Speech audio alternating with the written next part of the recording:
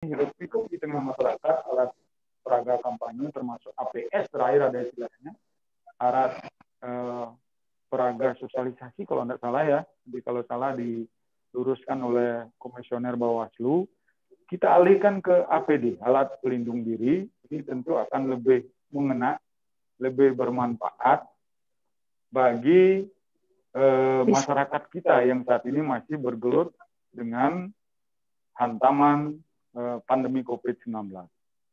Kondisi terakhir yang kita hadapi di Provinsi Bali, relatif terjadi peningkatan yang cukup signifikan pada angka penambahan kasus terkonfirmasi positif. Ini menunjukkan bahwa di satu sisi pandemi COVID-19 ini bukan main-main, apalagi disebut konspirasi, ada muatan-muatan lain. Itu tentu tidak bijak kalau kita mendiskreditkan, apalagi melihat bahwa kondisi sekarang itu ada kondisi yang sengaja diciptakan. Oleh karena itu, COVID nyata adanya, sepanjang kita menunggu belum adanya obat, vaksin, dan lain sebagainya, pilihan terbaik saat sekarang adalah taat dan disiplin terhadap protokol kesehatan. Apa itu? Yang digelorakan oleh Satgas mulai dari tingkat nasional sampai kami di provinsi adalah mengkampanyekan dan taat terhadap 3M. Memakai masker, mencuci tangan, menjaga jarak atau menjauhi kerumunan. Tentu ada plusnya. Plusnya apa? PABS, perilaku hidup bersih dan sehat. Oleh karena itu, di tengah kita dan teman-teman kami, sahabat-sahabat kami di penyelenggara pemilu mempersiapkan diri dalam tiap tahapan, termasuk unsur partai politik, kami sedikit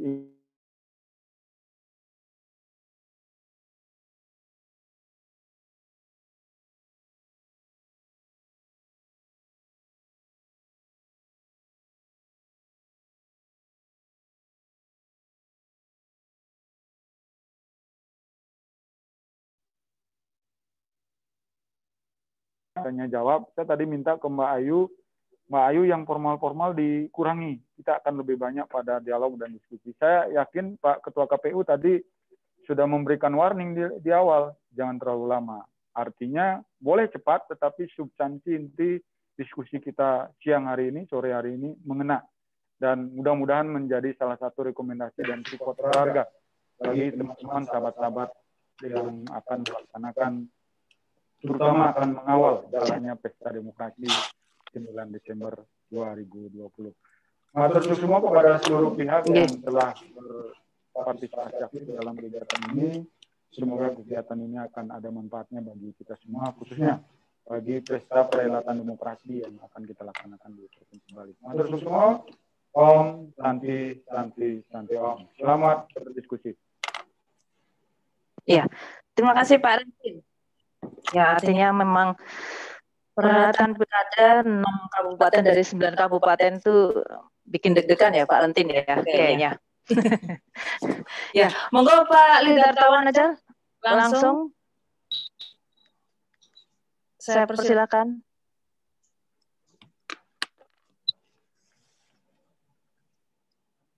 Pak Lidartawan. Dulu ini. Oke.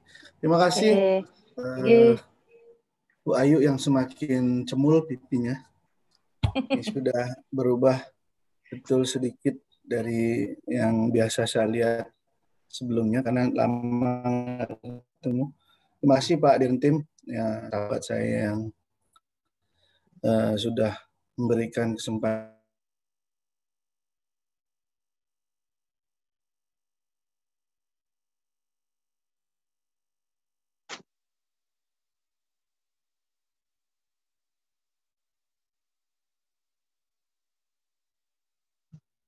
Pak Ria melawan COVID daripada bermain-main dengan yang lain, artinya kegiatan-kegiatan yang tidak penting.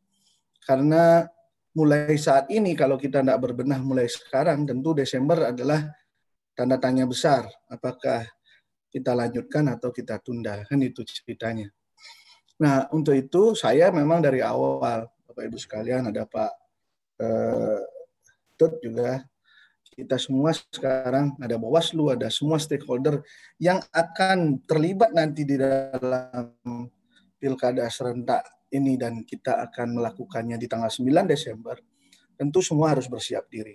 Nah, pada kesempatan kali ini tentu kita bersyukur karena kita sudah tidak lagi melakukan mitigasi bencana, Pak Rentinnya. Salah satunya adalah Gunung Agung yang kemarin waktu pileg meletup-letup ya. Tapi sekarang kita mengendorkan acara mitigasi karena statusnya sudah jauh turun daripada yang sebelumnya. Nah, tentu mitigasi yang lain adalah mitigasi corona yang harus kita buat sekarang ini. Nah, pada peraturan yang baru semua sudah pegang dan saya tidak akan membahas detail karena saya lihat lebih banyak penyelenggara yang hadir dan juga teman-teman BPBD. Dan teman partai juga sudah banyak kita berikan ininya. Saya ada materinya yang saya sudah share, tapi itu hanya sebagai untuk pengantar diskusi saja. Di mana prinsipnya KPU Bali itu nggak boleh telat, nggak boleh terlambat. Ini satu hal yang saya selalu pegang dari awal saya memimpin di KPU Provinsi Bali. Tidak ada boleh KPU yang telat, terlambat. Ya. Kita harus mengantisipasi dengan jaringan yang kita punya dari Jakarta. Maka itu kami juga sudah dari awal akan rapid test tercepat terpertama di Indonesia untuk KPU Provinsi adalah Bali. Dan itu juga koordinasi kita dengan BPBD Provinsi Bali dan gugus tugas. Ya, di seluruh Indonesia ini yang paling cepat clear itu Bali. Ya, termasuk kabupaten kotanya. Karena saya tidak ingin bahwa kita penyelenggara harus memberi contoh dulu kepada masyarakat. Ya, sehingga apa yang kita inginkan sebenarnya adalah bagaimana kita menunjukkan kualitas pilkada di masa pandemi. Jangan sampai di masa pandemi kemudian kualitasnya berkurang. Itu yang kita tidak inginkan. Nah, selanjutnya teman-teman tentu di dalam tahapan kita selalu mengutamakan protokol kesehatan. Apalagi dengan munculnya PKPU 13. Itu sudah jelas bahwa apa yang kita lakukan itu adalah sesuatu yang sesuai dengan protokol kesehatan. Saya sempat sangat kecewa ya dengan kemarin waktu pada saat tahapan pencalonan itu kita semua itu bukan kecolongan karena kita sebenarnya sudah melakukan rapat koordinasi terakhir di provinsi dan semua laporannya siap untuk tidak mengerahkan kecuali Bangli yang menyatakan boleh 200 orang pada saat itu. Saat itu saya sangat sedikit menekan Bangli untuk tidak melakukan itu. Dengan Kapolresnya kita koordinasikan. Tetapi yang terjadi adalah banyak kabupaten kota yang ternyata akhirnya kecolongan. Termasuk yang paling menjolok sekali itu Badung yang notabene pakai beleganjur walaupun sudah tidak ada lawan politik lagi. Ya, jadi ini luar biasa yang membuat saya terkejut betul kemarin itu. Tapi sekarang akhirnya saya sudah merasa senang karena setelah pencalonan itu semuanya sudah tertib. Ya, semuanya sudah tertib, terbukti dengan tidak ada rekomendasi teman-teman Bawaslu yang nyampe ke saya terhadap pasangan calon yang menggunakan menyalahgunakan metode-metode kampanye dengan menghadirkan banyak orang. Nah, selanjutnya dari jadwal tahapan itu tentu sekarang kita berada di kampanye. Tentu kampanye yang boleh itu kita sudah dari awal sebenarnya saya juga mengurangi APK. Ya, bahkan saya mengajukan topik Green Election dari Bali adalah untuk mengurangi juga APK ini. APK yang notabene berbahan dasar plastik. Ya, kalau bahan kampanye itu bokeh lah ya, itu dari kertas, tapi yang namanya COVID sekarang bisa menular dari kertas. Kami juga ingin mengurangi, tapi ya memang PKPU-nya belum berubah. Padahal saya sudah berjuang setengah mati untuk PKPU itu dibuka dalam fasilitasi bentuk lain selain alat peraga kampanye yang selama ini pakai baliho itu. Ya, tetapi memang ada beberapa yang sudah dibuka kerannya berupa kita bisa memfasilitasi videotron dan lain sebagainya dalam rangka untuk mempermudah pengawasan, tidak menimbulkan banyak permasalahan di lapangan. syukur ada satu kabupaten yaitu Kota Denpasar ya yang sudah calonnya bersepakat untuk tidak membuat baliho lagi yang selain yang difasilitasi oleh KPU. Nah, ini saya membanggakan betul gitu ya. Karena kalau kita lihat Pergub 97 ya, itu jelas menyatakan bahwa pengurangan timbunan sampah plastik. Sebagai seorang nanti yang akan menjadi pejabat di, apalagi orang nomor 1 di kabupaten, tentu harus berpedoman pada ini. Ya, kalau itu aja nggak berani mengikuti, terus bagaimana buat sampah plastik terus di lapangan. Tapi inilah PKPU. Jadi inilah politik, masih bisa berseberangan, masih bisa tidak sejalan, tetapi saya berharap itu. Dan ujungnya APK itu memang akhirnya hanya sampai baliho dan spanduk saja. Ya, jadi bumbu udah hilang. Ini berarti kita sudah mengurangi. Ya. Samping itu pula, kampanye sekarang ini sudah mengarah kepada daring semua. Ya, pertemuan terbatas hanya sampai sekitar 50 orang maksimal untuk pertemuan terbatas. Jadi begitu Bawaslu nanti menemukan lebih dari 50 orang, oke, rekomendasikan, bubarkan oleh kepolisian. Sudah jelas semuanya, ya. Jangan lagi. Dan kami sedang menyiapkan debat, teman-teman sekalian. Setelah itu, debat ini harus lebih dinamis seperti ini. Saya sudah mengundang beberapa teman-teman media, terutama untuk televisi, supaya jangan monoton, ya, supaya tidak kayak zaman dulu kala ya. Bali udah mulai digital, kalau masih hanya sorotlah orang-orangnya saja, belum ada tampilan yang lain, ini juga kurang menarik buat saya. Dan saya ingin membuat terobosan ini, teman-teman kabupaten kota saya sudah perintahkan untuk membuat terobosan. Misalnya salah satu mereka mau akan membangun jembatan atau apa, ya gambarnya jembatannya ada, ukurannya bagaimana.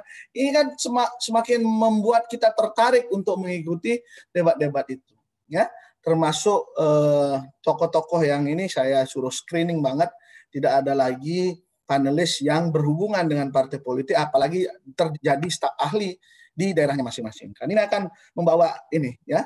Jadi saya berharap semuanya bisa dilakukan. Kemudian yang terpenting lagi adalah sudah dibukanya juga bahan kampanye ataupun souvenir kampanye yang sudah bisa dialihkan menjadi ya semacam yang judul kita lah, alat pelindung diri. Silakan buat masker, silakan buat face shield, silakan buat hand sanitizer, ya, silakan buat sarung tangan yang dibuat teman-teman kalau di Jawa itu udah banyak sekali. Di Bali saya belum lihat sampai sekarang. Ya, mungkin teman-teman di kabupaten yang ini, tapi di provinsi saya belum lihat.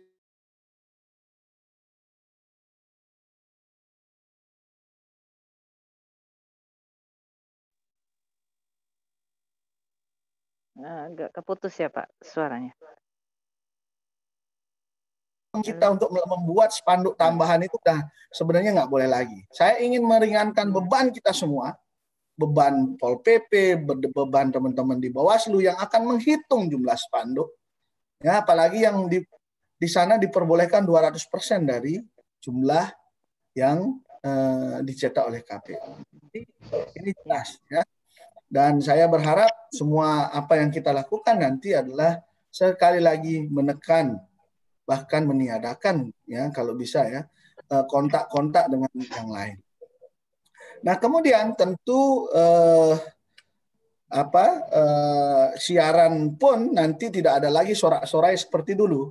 Ya, kami hanya mengundang pasangan calon, kemudian ada Bawaslu di dalamnya, ada 4 orang tim kampanye, kemudian ada 5 orang KPU dan mungkin ada KPU Provinsi 1 untuk melakukan monitoring. Ya, ini yang lainnya di rumah, ya kita akan lakukan live streaming dengan materi-materi debat yang sudah disiapkan, yang intinya yang paling akhir adalah bagaimana meningkatkan kesejahteraan masyarakat, memajukan daerah dan lain sebagainya.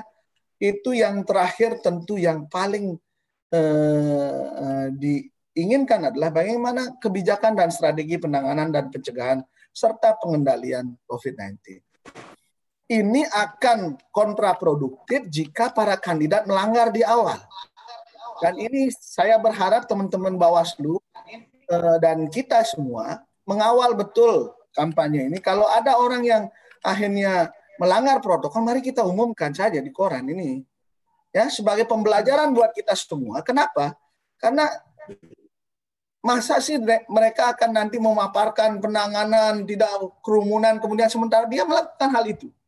Ini kan kontraproduktif untuk mereka dirinya dipilih, ya.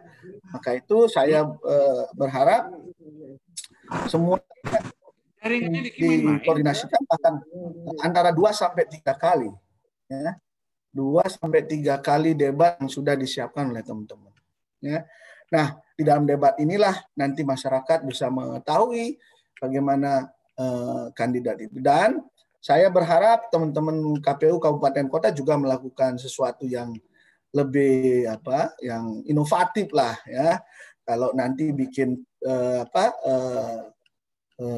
iklan kampanye, iklan layanan masyarakat itu tolong lebih kreatif dan inovatif sehingga terkesan bahwa memang kita punya ide-ide cemerlang untuk itu. Jangan hanya sekedar tulisan-tulisan, ya. Kemudian ini bagaimana memanfaatkan media-media yang ada. Model TikTok yang mudah dimengerti, ya. Ini saya sudah lihat beberapa teman-teman KPU Kabupaten Kota sudah memanfaatkan TikTok untuk dalam rangka sosialisasi.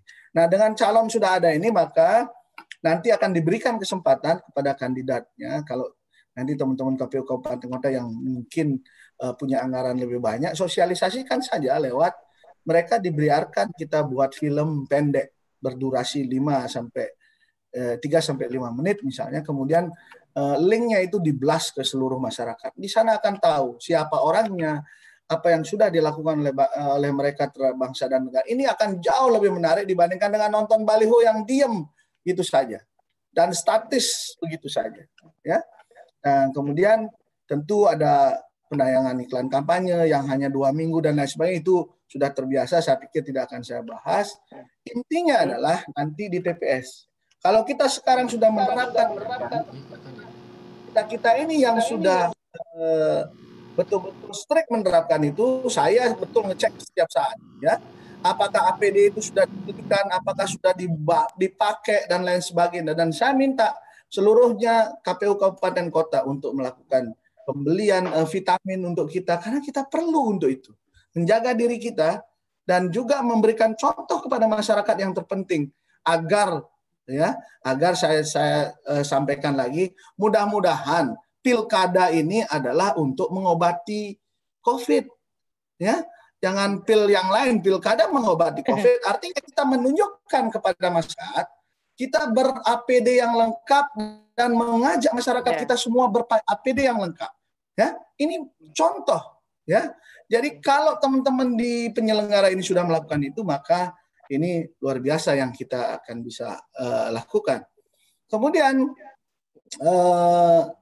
yang harus kita sepakati lagi, saya sudah ini kepada BPBD juga, kita akan mengoptimalkan, ya, model kerjasama kita, model dukungan kita kepada penyelenggara nanti adalah lewat desa, ya. Nanti di desa kita akan standby. Jadi hari H itu seluruh BPPD gugus tugas sampai ke tingkat desa, ya, itu harus standby.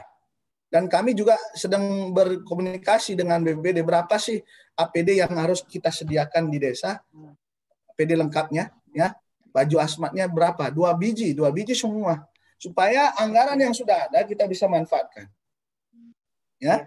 Kemudian 3 menit lagi bisa dipercepat mungkin, G. Ya, yang terakhir yang saya ingin sampaikan adalah 12 hal baru ini yang menyebabkan yang harus kita sampaikan kepada teman-teman agar disebarluaskan. Ya, saya juga mohon kepada teman-teman pers untuk menyebarluaskan mungkin mulai minggu depan dalam rangka menangkal upaya-upaya untuk yang muncul secara sangat deras kemarin pada saat ingin menunda pilkada. Saya ingin menunjukkan kepada masyarakat bahwa ada 12 hal baru yang akan kita lakukan dalam hal menangani pilkada nanti supaya tidak ada klaster baru. Ada 12 itu teman-teman sudah tahu semua di dalamnya, yaitu ada mulai dari TPS yang harus bersih, sehat, KPPS-nya yang harus di rapid test, tidak ada orang yang tidak mau di rapid jadi penyelenggara, nggak ada urusan, kita harus ganti. Ya, kemudian ada seluruh perlengkapan kesehatan APD yang ada di TPS itu sendiri, mulai dari cuci tangan, kemudian sarung tangan dan seluruhnya. Ya, jadi kemudian kehadiran pemilih dan jumlah pemilih di TPS sudah akan dikurangi, ya, dari 800 jadi 500. Kemudian kita atur kedatangannya berdasarkan saran kita untuk datang tidak bersamaan, ya. Kemudian ada sarung tangan, kemudian hadar, termogan, ada bilik khusus jika ada suhu badan 37,3 lebih, maka dia akan khusus. Sampai terakhir pulang pun tidak akan mencelupkan tangan di tinta, tapi disemprot atau disemprot. Ya, ini adalah hal-hal kalau sudah ya, Pak, seperti itu, ya itu tidak, apalagi yang ditakutkan di TPS coba. Nah, jadi itu hal yang akan kita buat sehingga seluruhnya kita bisa kontrol. Mudah-mudahan habis pilkada tidak ada lagi tambahan klaster dari KPU. Ya, menarik ya Pak, pilkada. Ya, terima kasih Pak Dartawan. Jadi memang menarik ya, pilkada di tengah-tengah pandemi itu memaksa semua orang untuk bisa kreatif ya Pak. Nah, ini yang menarik tadi adalah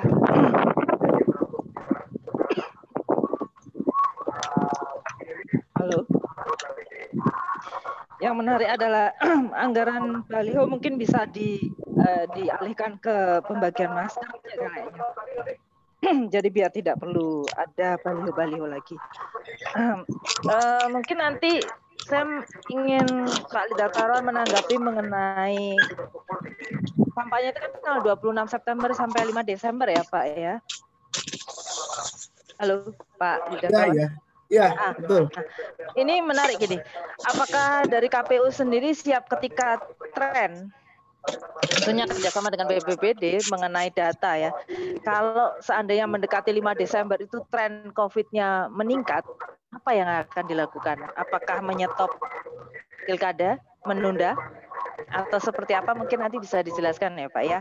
Termasuk jaringan internet Pak, tadi belum disinggung. Karena kalau kampanyenya dipindahkan sekarang menjadi kampanye virtual, itu apakah bisa menjadi jaminan semua masyarakat memahami para calon-calonnya, termasuk visi misinya ke depan seperti apa, sehingga maksimal mereka nanti datang ke TPS itu benar-benar itu calonnya, kecuali yang kotak kosong. Nah itu nggak tahu ya.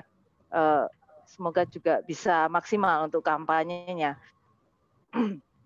Nah itu, terus yang menariknya juga sampai sekarang Karangasem sama Tabanan masih merah ya Pak ya, Pak Rentin?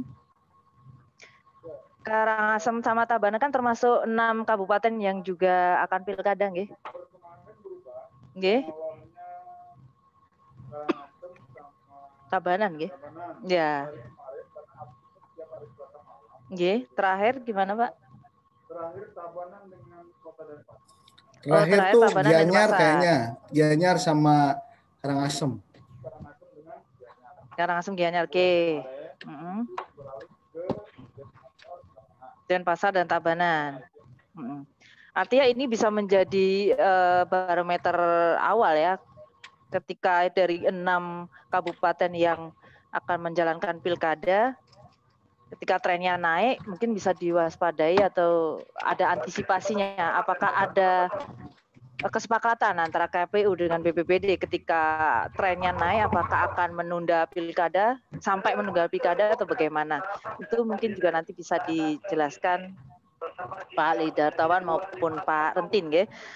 Yang internet juga Pak belum disinggung tadi untuk soal jaringan internet, karena sekolah online belum semua juga mencakup internet ya, jaringan internetnya masih susah. Anak-anak sekolah yang sudah jelas mereka belajar dengan gurunya masing-masing pun masih terkendala dengan jaringan internet ini. Nah, dengan kampanye tanggal 26 sampai 5 Desember termasuk nanti pelaksanaannya sendiri, apakah sudah siap dengan jaringan internet yang maksimal? Nah, terus kemudian ya menarik memang ya soal baliho ini memang bisa dialihkan ke masker aja Pak ya, biar pembagian masker, kemudian pembagian hand sanitizer. Kayaknya seperti itu ya Pak Lidatawan. Nah, mungkin sebelum nanti kita diskusi lebih lanjut, monggo Mbak, saya panggil Mbak aja lah ya, Mbak Ras Amanda, silakan untuk ikut berpendapat. Bagaimana ini dari segi komunikasi politik ini? Kan menarik ini.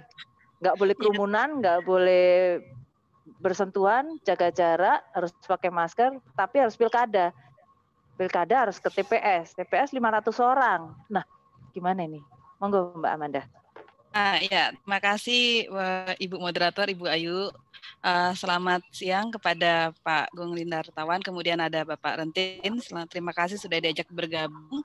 Kemudian salam sayang dan salam hangat juga untuk para rekan-rekan di Bawaslu dan di KPU yang ada di seluruh kabupaten dan kota yang ada di Bali. Saya buka dengan Om Swastiastu. Saya akan langsung mulai ya Mbak Ayu biar cepat ya. Monggo silakan Mbak Amanda. Share screen sendiri ya. Saya share screen sebentar. Oke, bisa dilihat kah? Saya tidak bisa melihat screen saya sendiri sebentar. Oke, ini. Saya mulai dengan sebuah judul. Saya tidak ingin memprovokasi sebenarnya. Jadi judulnya saya sebenarnya adalah mari kita mempertanyakan bersama pilkada rasa pandemi ini seperti apa. Ini adalah salah satu contoh percontohan saat bagaimana TPS ini kalau tidak salah di daerah Jawa Tengah atau Yogyakarta. Nah, sebenarnya seperti apa sebenarnya? Jadi ya kita tahu bahwa pemerintah banyak sekali mengeluarkan kebijakan termasuk tentang pilkada ini. Baik daerah maupun di pusat. Nah, sebenarnya seperti yang dikatakan oleh Gung Lindartawan tadi bahwa pemerintah dengan melalui PKPU dan juga KPU-nya dan juga Bawaslu sudah membuat rangkaian yang luar biasa bagaimana menjaga agar pesta demokrasi ini tetap bisa berlangsung tanpa kemeriahan tetapi tetap menjunjung tinggi demokrasi di Indonesia. Ini saya ambil dari tempo.co, itu lengkap. Guna sarung dan tangan dan juga pelindung wajah untuk semua dan juga langkah-langkah dalam penyelenggaraan pilkada ini. Ini sudah lengkap. Oke, saya anggap, mohon maaf. Nah, tetapi tantangannya adalah ini dalam sebuah komunitik itu yang terpenting adalah kepada siapa kita akan berbicara, ya si pemilih. Tujuan dari pilkada ini adalah bagaimana kita dapat memberikan kesempatan kepada mereka untuk meyakinkan nasib mereka dalam 5 tahun ke depan. Berarti kita diharapkan mampu meyakinkan pemilih bahwa mereka memilih dengan aman selama masa COVID ini.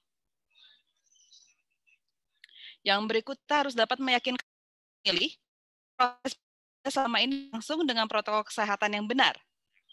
Dan yang pasti ini menjawab hoax dan juga berita yang beredar bahwa kenapa pemilih kok dijadikan dikorbankan demi kepentingan politik, demi kepentingan kekuasaan semata, sedangkan kesehatan masyarakat kemudian menjadi tersandera. Nah, hal-hal seperti ini yang beredar di masyarakat dan tentu saja seluruh penyelenggara, tidak hanya KPU, tetapi juga masyarakat memiliki peran penting di dalamnya. Nah, tapi apa yang terjadi kenyataannya? Baru kemarin pendaftaran calon itu sudah membawa pro dan kontra. Ya, kepercayaan publik langsung banyak yang mempertanyakan. Ya, ini saya tidak mengambil yang di Bali, biar tidak terlepas dari pro kontra yang ada di Bali juga. Ya. Nah, ini itu terjadi. Tidak hanya ini, mohon maaf kalau ini kok PDIP semua Bu Manda, ada juga ada partai yang lain, tetapi karena saya terburu-buru saya mencari yang ada di internet, jadi mohon maaf, tetapi itu terjadi. Bahwa saat itu apa yang terjadi dari kita lihat pemberitaan adanya pelanggaran adalah hilangnya trust pada masyarakat gitu. Jadi masyarakat yang pertama kali, oh ya deh nanti aman seperti itu. Tetapi saat baru pendaftaran saja sudah seperti ini, maka masyarakat pasti akan berpikir ulang. Nah ini tantangannya, bagaimana dengan kampanye terbuka nanti?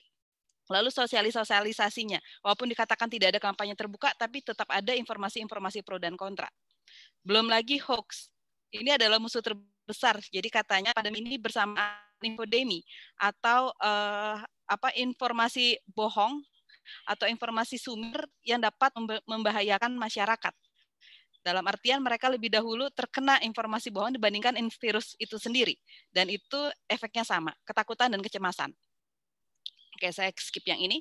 Lalu ini salah satunya bahwa kebijakan yang dikeluarkan selama ini misalnya dari KPU itu seringkali juga masyarakat kok maju mundur. Seperti ternyata ini tanggal 17 September beritanya mengatakan boleh gelar konser pilkada di tengah pandemi 19. Ada aturannya, simak aturannya. Tetapi tidak lama kemudian ada berita juga yang menyatakan bahwa KPU hapus aturan boleh konser musik di pilkada. Tetapi ini yang efeknya apa? Masyarakat itu sudah mendapatkan sebuah kegaduhan. Jadi kebijakan yang dikeluarkan itu perlu dikomunikasikan ke publik. Seperti tadi, apakah boleh, kita tahu bahwa kalau kita sudah mencoblos, kita kemudian akan disemprot gitu ya. Nah, kalau jumlah kursi adalah datangnya jumlah penduduk. Oke, Pak Artan. Halo. Boleh di mute dulu. Ya, seperti itu. Jadi kebijakan-kebijakan ini perlu dikomunikasikan ke publik. Pertanyaan adalah, saya sudah sangat apresiasi apa yang dilakukan PU dengan aturan-aturannya, tetapi apakah kebijakan dan juga keputusan PU melalui KPU ini akhirnya sudah sampai ke masyarakat-masyarakat yang terbawah? Siapa yang menyampaikan, saluran mana yang digunakan? Saya cukup apresiasi kepada Kota Denpasar karena dia mencoba mencari tahu apakah hal ini sudah sampai ke masyarakat atau tidak melalui sebuah penelitian. Saya nggak akan share di sini karena belum dibuka oleh Kota Denpasar. Mungkin Kota Denpasar bercerita lanjut. Nah, siapa kemudian mengkomunikasikan kepada publik? Kalau saya anak komunikasi politik, saya bicara, mohon maaf, Brigong, saya pinjam fotonya Brigong di sini gitu. Nah, data-data yang disampaikan ke publik itu juga menjadi sangat penting. Siapa yang menyampaikan juga menjadi sangat penting. Apakah dia punya etika? Apakah datanya kemudian juga termasuk dalam logika? Kemudian bagaimana cara menyampaikannya? Ini adalah PR besar juga bagi teman-teman di KPU untuk mengkomunikasikan kebijakan ke publik. Karena diperkirakan kebijakan seperti boleh hanya disemprot atau hanya yang dibatasi, KPU PS-nya kemudian akan lebih banyak karena ada pembatasan jumlah pemilih dalam satu TPS. Mungkin informasi seperti itu yang belum sampai kepada masyarakat. Memang kita masih punya waktu sekitar 2 bulan untuk menyampaikan informasi ini kepada masyarakat, tetapi ini tetap menjadi sebuah PR yang besar. Nah, ini pihak terkait. Jadi saya mau langsung aja Bu Ayu untuk menghindari biar tidak terlalu meluas. Jadi ada beberapa rekomendasi sebenarnya yang saya coba sampaikan dan juga mungkin teman-teman sendiri sebenarnya sudah tahu. Pertama adalah kita perlu informasi yang kredibel. Kita hoax tuh banyak banget tengah pandemi ini. Jangan pandemi saja hoaxnya sudah banyak, apalagi pilkada saat pandemi seperti ini. Ya, belum lagi adanya informasi-informasi yang membuat kecemasan itu semakin meningkat. Contohnya ada 3 calon pilkada, ada lebih dari 3, ada 5 calon kepala daerah yang ini terinfeksi COVID seperti itu. Itu kan menambah kecemasan dan ketakutan seperti itu. Dan ini perjalanannya masih panjang. Kita baru sekitar 2 minggu ya dari dimulainya kampanye. Nah, dalam perjalanan ini apakah terutama para calon itu dapat tetap sesuai dengan protokol kesehatan dan tetap menjaga kesehatan dia dan masyarakatnya, itu menjadi ujian yang sangat besar. Oleh karena itu perlu juga aktif pelibatan masyarakat dalam memberitahukan informasi-informasi yang benar, dan tentu saja media massa adalah saluran yang pasti perlu digunakan maupun media sosial. Nah, media sosial juga harus hati-hati karena jangan sampai yang disampaikan juga informasi tidak benar gitu.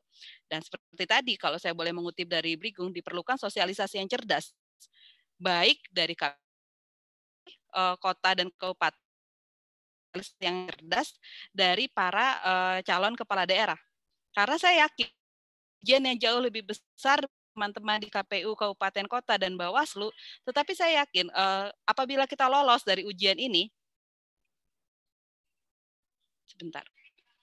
Apabila kita lolos dari ujian ini, maka kita akan memasuki sebuah kedewasaan berpolitik yang luar biasa dengan kehidupan jauh lebih dewasa saat ini. Ini ujian bagi seluruh calon kepala daerah. Bagaimana dia dapat mengikuti protokol kesehatan, dapat melindungi masyarakat, semua dilihat oleh masyarakat. Oleh karena itu, saya sangat berharap ini adalah pilkada yang berat menurut saya. Saya selalu memanjatkan doa kepada teman-teman dan juga teman-teman di BPPD bahwa ini adalah proses yang sulit demi menjaga harkat martabat demokrasi di Indonesia. Sekian Bu Ayu, saya kembalikan ke Bu Ayu. Saya stop sharing dulu ya. Iya, terima kasih ya. Ini kalau lolos siapa yang uji ya Mbak Amanda? Yang nilainya yang ngasih nilai siapa ya? Yang kalau lolos ini gimana nih? Hadiahnya apa ini kalau lolos nih? Hadiahnya jadi kepala kan daerah. Tadi ujian. Oh ya, oke. Iya, kalau lolos. Iya, kalau lolos ya. Kalau KPU, ketua KPU dan teman-teman KPU ya, siapa tahu habis itu ini naik tingkat.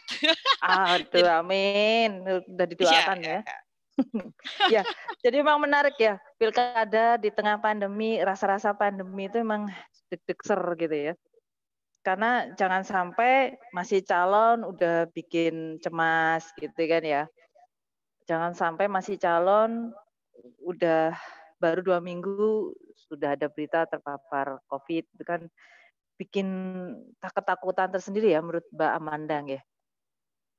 Termasuk tadi adalah informasi, belum sampai pilkadanya beneran, informasi dulu juga sudah bisa bikin cemas. Terus ya memang KPU sama Bawaslu yang harus menjadi ikutan BPBD kayaknya ya Pak, nanti ya 247 ya. 24 jam, 7 hari harus melototin ya informasi, ya kemudian juga trennya seperti apa, tren positif COVID-nya. Jangan sampai itu membuat kecemasan masyarakat baru ya. Kemudian tadi yang menarik di Mbak Amanda juga, aduh PR-nya emang banyak ini. Nah ini mungkin kalau ada dari mana KPU Denpasar atau dari yang penelitian tadi ya Mbak, kayaknya menarik itu. Kalau bisa di share dikit gitu di acara ini, mungkin bisa membuat rileks agar masyarakat tidak khawatir atau tidak membuat KPU menjadi lebih tegang untuk PR-PR-nya yang semakin menumpuk. Nah, gimana Pak Lidartawan ini dapat PR banyak dari Mbak Amanda ini? Baik tentang informasi. Loh, iya kan tadi banyak dari PR-nya tuh. Soalnya ini ujian kata Mbak Amanda. Ujian bagi kita termasuk Ibu Ayu. Oh iya, saya juga lagi ujian ini kayaknya ya. Nah, itu.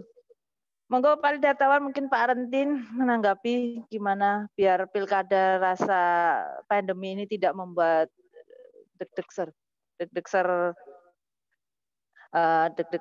masyarakat ya, karena informasinya juga harus kredibel, termasuk sosialisasi ini terutama dari pihak KPU kalau menurut saya ya, yang lebih bisa harus membuat masyarakat maksimal percaya bahwa pelaksanaan pelaksanaan pilkada di TPS itu benar-benar sesuai dengan protokol kesehatan sehingga masyarakat nyaman untuk pergi ke TPS karena kesehatannya terjamin dari mulai kampanye sampai ke pelaksanaan hari hanya sendiri aman gitu ya. Kemudian mengenai calon sendiri, bagaimana KPU juga harus bisa memaksimalkan para calon agar tetap tertib mematuhi protokol kesehatan. Monggo Pak Lidartawan mungkin bisa menanggapi. Termasuk baik, tadi yang terima kasih ya, terima kasih. Jadi kita itu sudah pertimbangkan semua, kita sudah ada data semua ya. Jadi untuk di Bali makanya saya tidak terlalu banyak bilang membahas tentang internet dan lain sebagainya. Kita tahu di Bali kalau dibandingkan dengan kabupaten atau provinsi lain di sebelah timur kita pasti jauh lebih baik. Maka itu saya tidak bakalan ini. Dan tentu Saya juga sudah mengharapkan kepada teman-teman tadi ada bagaimana mensosialisasikan. Ya, bikin terobosan. Salah satu sebenarnya kalau kita sekarang menggunakan apa yang kita sebut dengan digitalisasi, maka untuk memancing orang-orang untuk melihat profil kandidatnya tinggal SMS blast aja atau WA blast gitu. Ya, di blast di WA semua atau SMS semua yang menyatakan bahwa kalau mau cari profil padanya pesertanya, klik ini, udah selesai sebenarnya. Ya, di Bali saya pikir tidak ada masalah itu. Dan saya juga meragukan kalau ada orang-orang bilang, oh nanti yang lingsir gimana? Emang dia punya keluarga? Emang dia tidak punya anak, tidak punya cucu? Ya, saya mungkin di Bangli itu yang tua-tua begitu pasti cucunya kalau ada event atau apa pasti ditunjukin ini. Jadi ini adalah hal-hal yang sebenarnya tidak perlu dipermasalahkan, tapi sering menjadi apa ya dibilang alasan untuk ya tetap masang baliho gitu kan. Padahal kalau kita tahu ya dari 100 mungkin saya kali yang melakukan sosialisasi, hampir 0 orang yang menyuruh kita masang baliho kecuali kalau kita bertemu dengan orang COVID. Ya, kalau masyarakat kita lebih senang kalau di handphonenya langsung ada SMS link yang menyatakan bahwa saya ingin melihat calon Buleleng gitu atau calon Buleleng nggak ada ya. Untuk calon Tabanan gitu tinggal klik dua-duanya muncul kan siapa orangnya, bisa jadi bergerak, bisa berbicara. Ya, jadi kita kalau ini memaksimalkan teknologi ya Pak Lidatawan ya. Ini salah. Lebih ini di Bali udah enggak apa ya. Kemudian dari riset yang model-model apa gitu dari beberapa saya ke lapangan juga teman-teman masyarakat itu yang dibutuhkan adalah bagaimana mereka bisa merekod ya janji-janji itu menjadi sebuah tantangan nanti pada saat mereka sudah duduk gitu.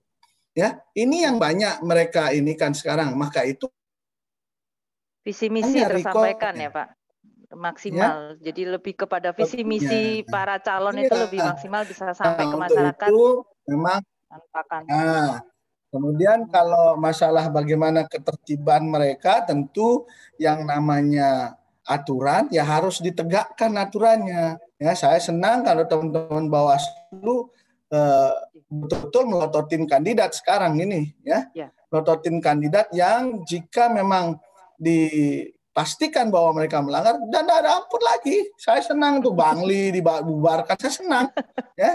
Karena apa? Ya itu harus kita lakukan. Jangan lagi kita itu seperti Pol PP suruh nurunin tidak berani karena itu ada bupatinya, karena kita ada hubungan lagi dengan yang begitu-begitu ya. Kalau kita penyelenggara ya kita menyelenggara murni tebas semua ya. Saya juga pernah jadi di Bawaslu atau di Panwaslu, walaupun di depan rumahnya ketua partai kalau mau melanggar satu ini baliho ya, itulah kita. Maka sekarang saya tetap mendekati masyarakat, tetap mendekati kepada calon-calon supaya mereka berlaku seperti itu, karena ini juga melakukan penilaian bagi kandidat ini. Jadi masyarakat sekarang udah nggak sebodoh dulu bisik-bisikin kemudian ini dia mau, tapi melihat kalau kemudian kita umumkan dia terus melanggar, masa kita mau memilih calon yang melanggar? Ini kan pendidikan juga buat kita. Dan apakah kita melanjutkan atau tidak, tentu di Perpu kita yang sudah dirubah menjadi undang-undang itu jelas bahwa apabila pelaksanaan pungut hitung itu tidak bisa dilaksanakan di bulan Desember itu, maka KPU harus berkoordinasi dengan Presiden dan pemerintah dan DPR untuk penundaan. Tapi ini kan syaratnya banyak gitu loh. Jadi tidak serta-merta baru COVID-nya meningkat ini. Bayangkan gimana sekarang Amerika, meningkatnya kayak gimana di sana. Jalan juga. Ya. Jadi ada hal-hal yang prinsip jangan di norma umumkan karena kita sudah berada di norma abnormal. Normal baru, kenormalan baru. Ya, kalau kita berpikir mistis, pikirkan tentang sesuatu Itu udah Jadi sekarang ini, ya. ya. Baru pilkada iya, idealnya, tapi kita nggak bisa Pilkada baru ya Pak. lagi. Ini pilkada Anggarannya baru. ini banyak yang dipikirkan, bukan hanya begitu pilkada naik kita berhenti, virusnya dihentikan dulu, pilkada ini tetap jalan gitu ceritanya. Ya, artinya pengurangan risiko bencananya yang harus dimaksimalkan mulai dari Ya, sekarang ya Pak ya. betul daripada daripada ini untuk mengantisipasi agar tidak tertunda lagi kan pilkadanya, karena sudah anggaran segala macam juga sudah keluar, jadi lebih baik menghemat biaya agar tidak menunda-menunda lagi. Mungkin ini Pak, saya beralih kepada Bawaslu ini. Mungkin dari pihak Bawaslu ada yang hadir, Pak Ketut Sunadre, monggo Bapak.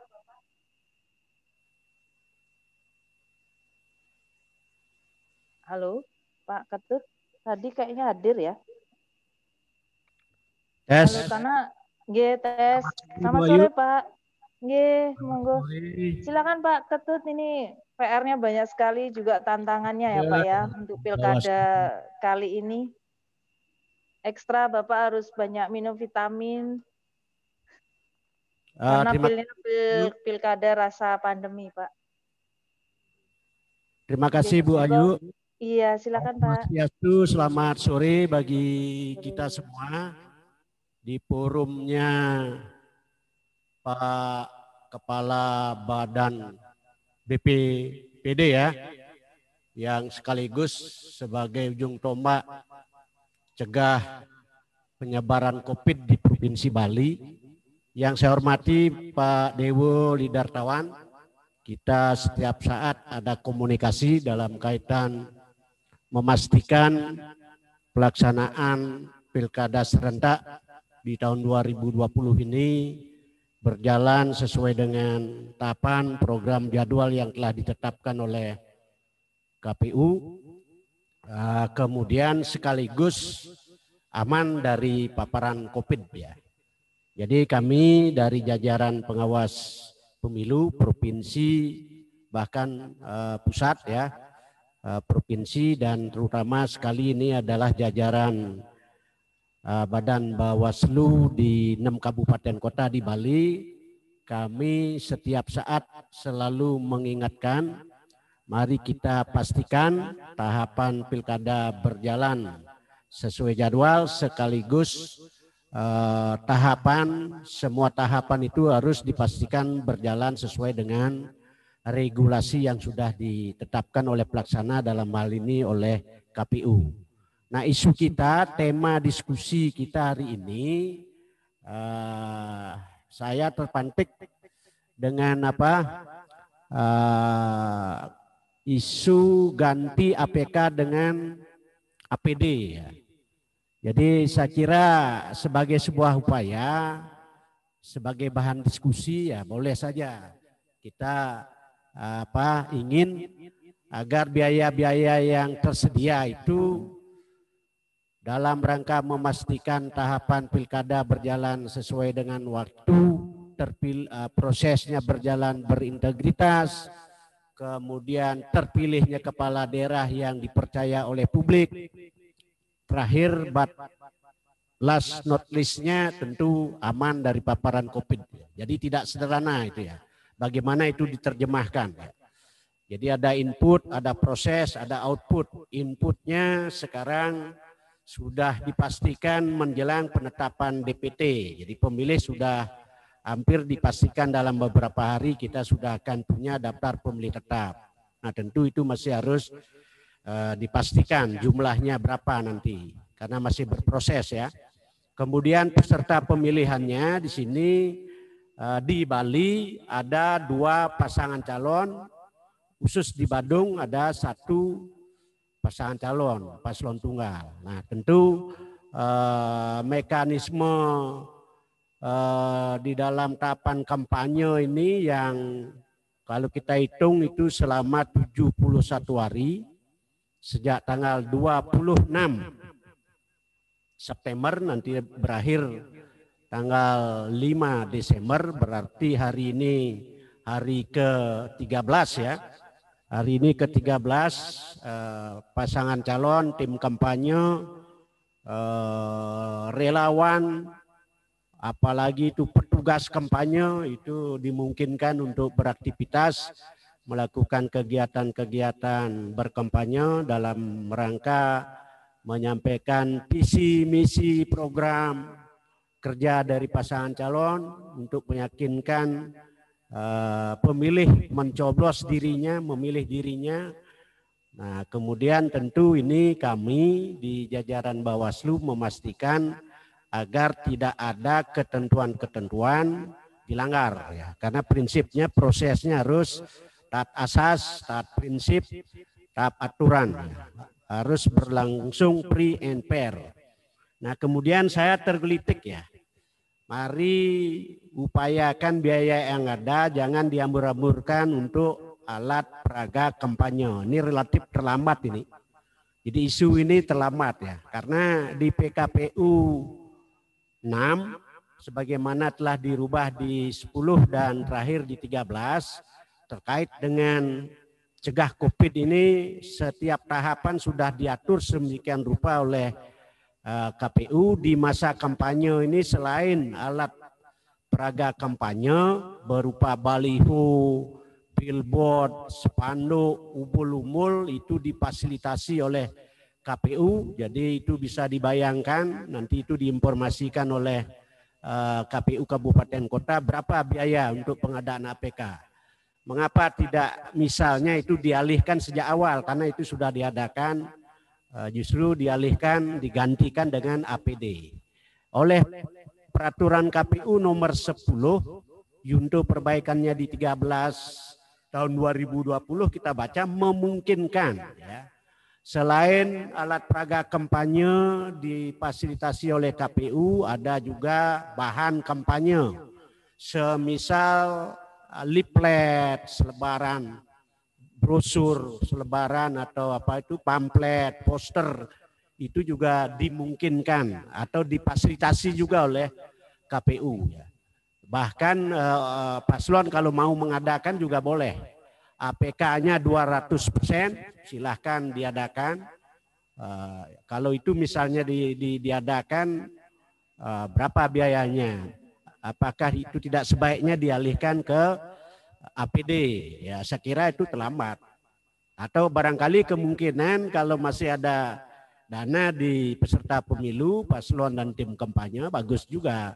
Jangan terlalu banyak mencetak bahan kampanye atau alat peraga kampanye, justru silahkan adakan karena dimungkinkan oleh PKPU. Dalam hal ini adalah silahkan cetak, adakan masker, adakan face shield. Apa itu face shield? Itu pelindung apa ini? Pelindung wajah gitu. Kemudian bagikan hand sanitizer. Jadi kami selalu bawa ini kemana-mana. Sebagai konsekuensi kami akan ingin memastikan protokol cegah COVID itu terjadi di lapangan. Dan kami perlu juga informasikan bahwa Bawaslu RI telah menginstruksikan kepada jajaran kami di pengawasan penyelenggaraan pilkada ini untuk membentuk kelompok kerja penegakan prokes cegah COVID-19 dengan melibatkan Bupati, Forkompinda sebagai pembina. Jadi itu di 6 kabupaten kota kami pastikan sudah terbentuk per tanggal 23 September. Kemudian penggeraknya di situ ada ketuanya, ketua satunya dari Ketua Bawaslu Kabupaten Kota, ketua duanya dari KPU, ketua KPU atau yang diutus oleh KPU, kemudian ada divisi pencegahan, divisi pencegahan dalam arti sosialisasi, pengawasan dan penindakan. Itu melibatkan unsur kepolisian di backup oleh TNI dan kejaksaan, termasuk jajaran pengawas pemilu.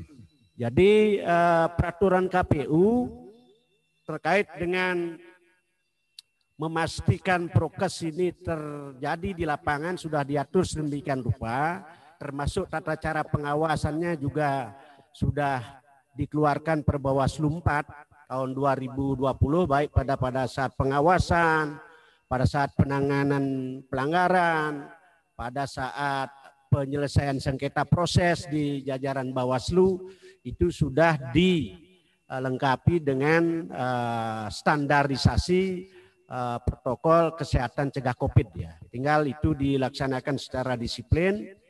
Jadi sekali lagi sebagai sebuah ikhtiar dari kita di forum ini, lebih baik memang biaya yang ada itu jangan diambur-amburkan untuk hal-hal yang tidak produktif. Kita concern, mari kita cegah bersama pandemi COVID ini dengan berbagi alat pelindung diri itu. Jadi kami setuju itu, walaupun relatif agak terlambat karena biaya yang tersedia di KPU itu sudah terlanjur untuk APK, untuk billboard, untuk baliho, umbul-umbul, spanduk, untuk bahan kampanye. Bahkan nanti di paslon dan tim kampanyenya juga memungkinkan dia cetak baju, pakaian, topi, ya dan lain-lainnya itu. Jadi sebaiknya itu kalau belum dibelanjakan, PKPU tentang PKPU 13 tahun 2020 memungkinkan ya. Jadi alat peraga kampanye atau APD itu dilengkapi dengan mengadakan menyebarluaskan alat pelindung diri dalam rangka memastikan proses pilkada ini berlangsung sesuai dengan regulasi sekaligus aman dari paparan COVID. Jadi saya kira sebagai sebuah diskusi ya sah-sah saja, hanya menurut saya ini relatif terlambat gitu, karena sudah telanjur kadung dibelanjakan untuk APK dan dibelanjakan ya Pak ya.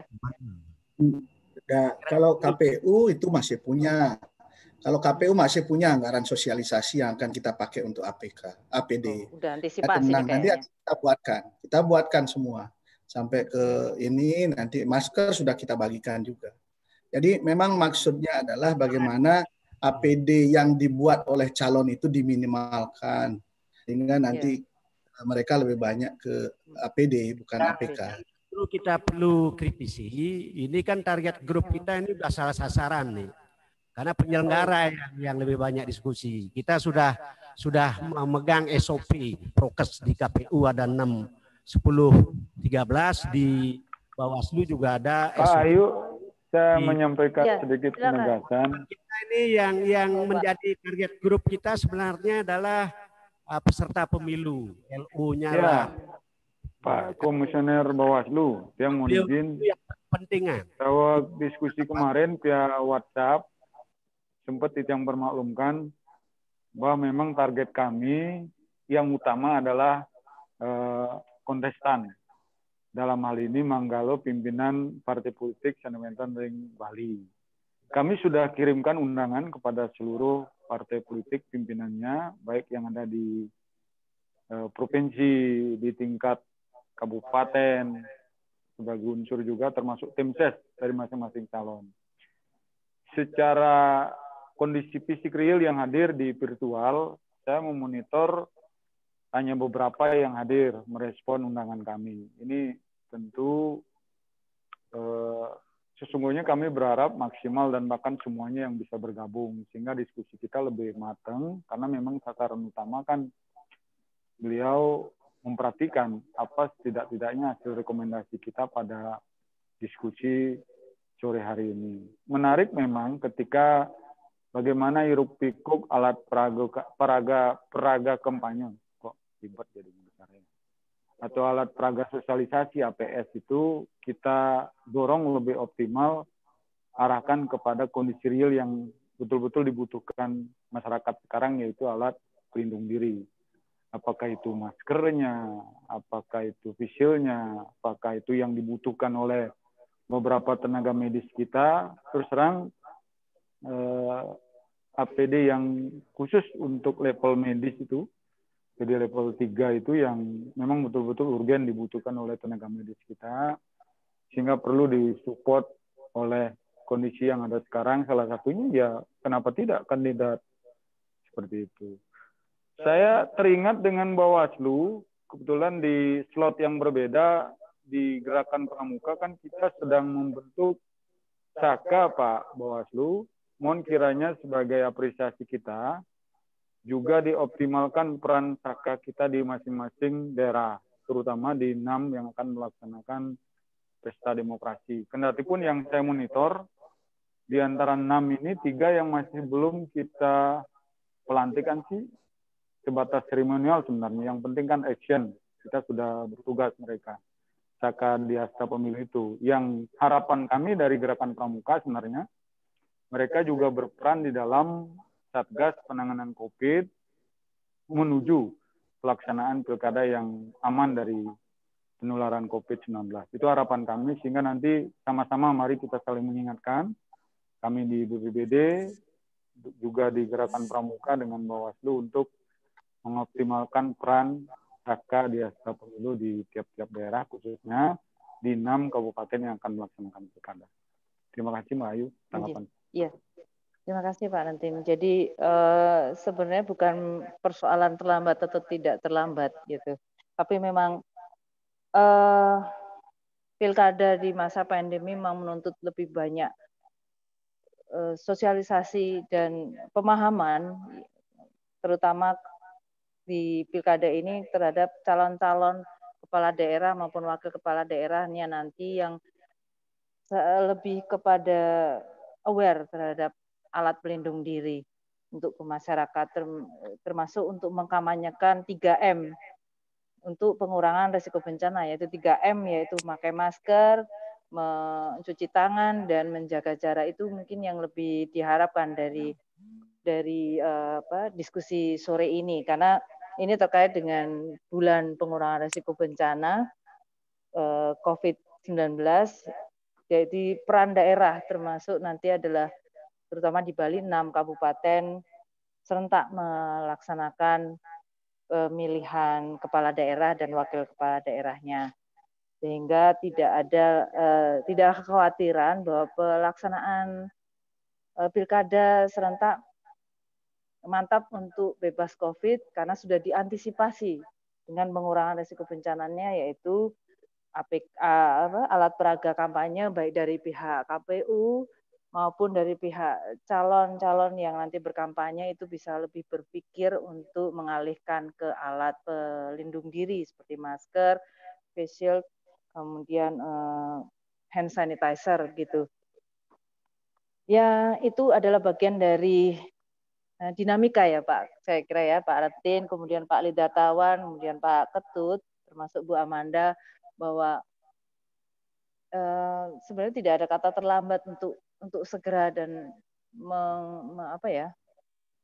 mengkampanyekan bagaimana pilkada itu sehat, tetap menjaga protokol kesehatan, karena upaya-upaya sudah maksimal dilaksanakan, baik pihak KPU termasuk Bawaslu sendiri juga sudah maksimal untuk semakin mengawasi terutama para calon ya Pak ya. Dan tidak lepas juga para pelaksananya sendiri juga harus sehat ini sampai hari ini dan masih panjang sampai Desember nanti harus menjaga kesehatannya, terutama Pak Lidatawan ini yang harus bisa menjaga kesehatan sehingga semangat untuk pilkada bebas COVID itu semakin menguat, sehingga pikiran positif lah, yang energi positif yang bisa tersebarkan. Mungkin saya akan mengundang, monggo Pak. Kapan SPJ-nya jadi? Kapan SPJ-nya jadi? Halo, mungkin ada di mute dulu semuanya. Ini untuk mungkin dari Badan Kesbangpol bisa saya undang untuk ikut berpendapat. Halo, Pak dari Badan Kesbangpol bisa hadir? Kayaknya hadir tadi Pak Rentin. Mungkin kalau biar bisa berpendapat. Atau sambil menunggu badan kontrol nih. Mungkin Mbak Amanda bisa menanggapi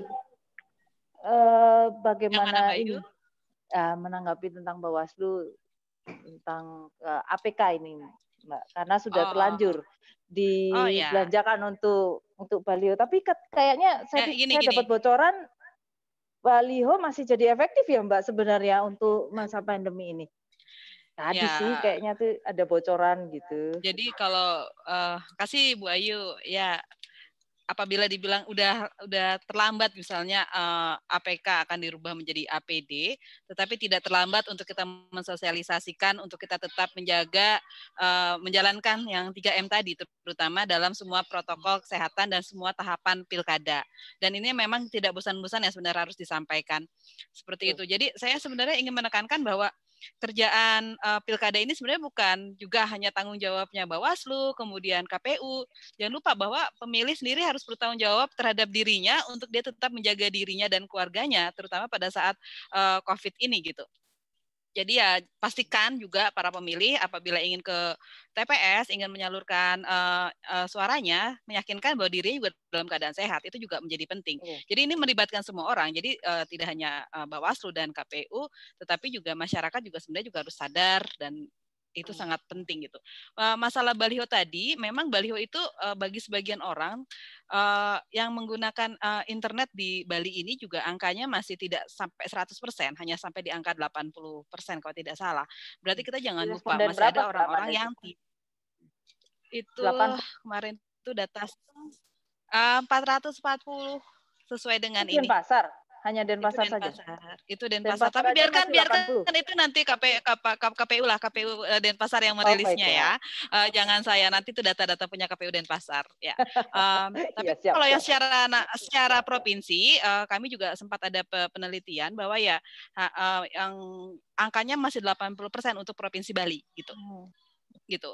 Yang penggunaan internetnya gitu. Jadi yang menarik juga jangan dilupakan bahwa kekuatannya di Bali sendiri kan sebenarnya komunal ya, tapi karena tidak boleh berkomunikasi dalam tidak boleh berkumpul, tetapi orang-orang ini tetap menjadi pilihan masyarakat untuk mendapatkan informasi. Para tokoh-tokoh masyarakat, para petinggi-petinggi adat itu mereka masih banyak mendengarkan informasinya dari orang-orang yang mereka hormati, tokoh-tokoh adat. Jadi memang mohon maaf kalau dikatakan bahwa udah zamannya kita semua digital, tetapi ternyata untuk hal-hal tradisional banyak juga kita tidak bisa melupakan kearifan-kearifan lokal yang dimiliki oleh Bali. Mungkin ini tidak ada dia di tempat lain, tetapi di Bali tokoh masyarakat kemudian ini menjadi tetap penting. Dan kita jangan lupakan ada media yang mainstream yang masih bisa, yang ini hampir 100%, yaitu televisi gitu. Televisi masih ditonton oleh masyarakat di Bali, walaupun intensitas menontonnya pasti akan menurun dibandingkan penggunaan internet. Tetapi bagaimanapun juga media massa yang mainstream itu malah menjadi sumber informasi yang paling dipercaya dibandingkan media sosial gitu. Terlebih lagi yakinkan bahwa ya akun-akun KPU, Bawaslu, KPU Bali maupun Kota Denpasar itu memang benar-benar sudah diikuti. Berapa banyak diikuti? Berapa banyak yang follow teman akun, viewers dan juga followersnya gitu. Ya memang kalau perlu kita menggunakan minta di tag ke para Instagramer gitu atau para memang yang mereka memang aktif sekali di sana gitu, yang memiliki banyak followers untuk biar tidak kerja 2-3 kali gitu. Memang harus lebih banyak berpikir kreatif untuk hal ini. Tapi jangan lupakan bahwa ada juga golongan-golongan masyarakat yang tetap diwajibkan untuk diinformasikan. Nah, kalau masalah baliho di luar itu semua, baliho itu memang tidak bisa kita memberikan untuk visi misi itu orang nggak akan mungkin berhenti ya di tengah jalan seperti itu. Tetapi mungkin baliho baliho itu hanya untuk awareness dan aware masyarakat, aware nanti akan ada pilkada, atau bisa juga berulang. Jadi dalam baliho itu bilang jangan lupa, jangan takut, jangan cemas, hal-hal seperti itu yang tidak konten yang sangat rigid seperti visi misi itu mungkin ya tidak mungkin juga, itu tidak mungkin orang membacanya sekalian.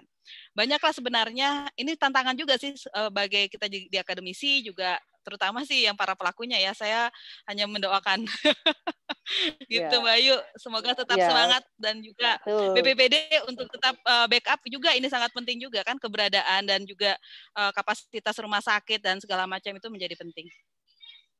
Ya, Sekian Mbak Ayu. Makasih Mbak Amanda. Ya, memang baliho itu bukan berarti hanya mengenalkan wajah calon ya, karena di masa pandemi ini justru ajakan untuk 3M itu yang lebih ditingkatkan, kemudian ajakan untuk tidak lupa berpartisipasi di pilkada, bahwa meskipun pandemi tetap ada pilkada dan itu untuk masa depan daerah sendiri kan, untuk memilih pemimpin yang baru. Nah, seperti itu. Jadi jangan dilihat dari sisi Pak Baliho itu hanya untuk mengenalkan visi misi saja. Itu kan ya Mbak Amanda ya. Lalu ini ya, bahwa kearifan lokal Bali memang masih bisa menjadi salah satu alat komunikasi untuk lebih maksimal pilkada bisa berlangsung dengan sehat ya, sesuai dengan protokol kesehatan. KPU sepertinya juga sudah ini Mbak Amanda, selain pemilih juga harus bertanggung jawab terhadap dirinya sendiri, KPU juga sudah tadi dijelaskan pada datawan menyiapkan bilik ketika diperiksa 37 derajat lebih, ya, jadi kita akan masuk ke bilik tersendiri kan. Ya, terima kasih. Juga Jadi sampai, ya, sudah sampai segitunya. Sudah, ya, KPU memang saya apresiasi luar biasa ya. Jadi segala hal itu sudah banyak sekali dipikirkan gitu dalam waktu yang cukup singkat ini. Seperti itu. Kayak ada bilik khusus yang disinyalir yang mengandung resiko lah, seperti itu, agar tidak juga jadi klaster. Ya, kan ini juga jadi PR besar juga gitu. Jadi dan jangan lupa ini pilkada serentak Mbak Ayu. Jadi bukan hanya di Bali gitu. Bahwa di mana-mana Bali ya, aman, banyak. Bali aman, mungkin Bali aman, Bali cukup cukup mengikuti protokol dan segala macam. Tetapi pilkada ini terjadi di seluruh Indonesia. Kalau orang yang tidak begitu banyak membaca dengan cukup baik, apabila terjadi sesuatu di tempat lain, kekhawatiran itu juga tetap memiliki dampak akhirnya di teman-teman di Bali gitu. Itu yang kadang juga kalau efek dominonya ya. Ya, betul itu. Ya makanya kita berharap pengurangan resiko bencananya bisa dimaksimalkan, terutama dari pihak BPBD untuk lebih bisa menyiapkan data yang sebenar-benarnya, kemudian kesehatan, tenaga medis juga bisa mungkin disupport oleh BPBD Bali dan seluruh BPBD kabupaten kota, terutama yang kabupaten kota yang melaksanakan pilkada serentak. Mungkin Pak dari Badan Kesbangpol sudah hadir, bisa bergabung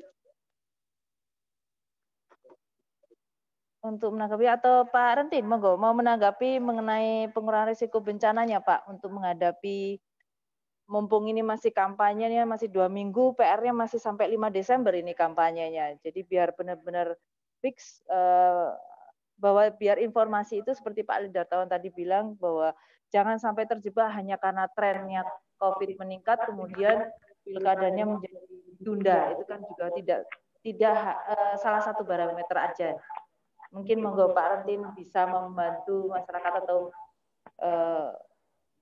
berbagai pihak untuk menjelaskan bagaimana pengurangan risiko bencana agar tidak muncul klaster pilkada. Pak Rentin. Ya, di PB penanggulangan bencana, kita mengenal kalimat singkat yang selalu disampaikan oleh pimpinan kita di pusat, termasuk semua insan di penanggulangan bencana. Kenali risikonya, siapkan strateginya, maka siap untuk selamat. Di tengah zaman pandemi COVID-19, tentu kita tahu risiko penyebaran, risiko penularan sangat riskan bagi kita, apalagi ketika kita masuk di dalam kelompok rentan. Kelompok rentan itu sekurang-kurangnya ada 3 kalau kita petakan. Yang pertama bayi ya, atau balita tepatnya. Kemudian kelompok lansia, usia lanjut. Kemudian setiap orang yang memiliki riwayat penyakit. Itu setidak-tidaknya ada 3 golongan kelompok rentan yang memiliki risiko lebih tinggi dibandingkan dengan yang tidak pada posisi 3 hal tadi. Oleh karena itu ketika kita tahu ada risiko, kita menyiapkan strategi yang kita dorong ke depan. Kenapa? Yang tadi, himbauan pemerintah, 3M-nya, menjaga jarak, mencuci tangan, memakai masker, plus kalau sering saya katakan PHBS-nya, yang merupakan Jauh sebelum adanya serangan pandemi COVID-19 ini, gerakan PHBS yang digelorakan oleh Kementerian Kesehatan dengan segenap jajarannya sampai tingkat bawah, itu sudah lama, ada germas, apa segala macam. PHBS itu perilaku hidup bersih dan sehat. Risiko kita sudah kenali, kita sudah siap menyiapkan strategi untuk menghindari risiko itu. Astungkaro tagline di kebencanaan, siap untuk selamat itu bisa kita wujudkan. Oleh karena itu, ketika berbicara konteks penyelenggara pilkada sekarang, tentu pertama ada KPU, Bawaslu yang paling kita harapkan sebenarnya peran serta aktifnya adalah terutama kesadaran adalah para kontestan. Nah, sejalan dengan topik yang kita angkat hari ini. Ketika tadi Bawaslu sedikit terlambat menyoroti, kalau bagi kami di sistem penanggulangan bencana tidak ada kata terlambat, tetap last minute dalam waktu sesingkat-singkatnya masih peluang untuk kita melakukan berbagai upaya, apalagi dalam rangka penyelamatan jiwa manusia dan masyarakat yang ada di sebuah wilayah. Apalagi Pak Presiden tidak sekali dua kali menggarisbawahi keselamatan rakyat adalah hukum tertinggi dalam sebuah negara. Oleh karena itu dalam masa pandemi COVID-19 ini, di tengah kita harus melaksanakan tuntutan dan amanat perundang-undangan untuk melaksanakan pesta demokrasi, tentu peran serta kita semua, tidak hanya penyelenggara, tidak hanya kontestan, tidak hanya kami di Satgas, yang tadi disilakan sebagai ujung tombak. Bukan ujung yang terkena tombak, Pak ya. Kita sama-sama sesungguhnya. Karena konteks di disaster management ada pola pentahelik, Pak. Pelibatan semua stakeholder.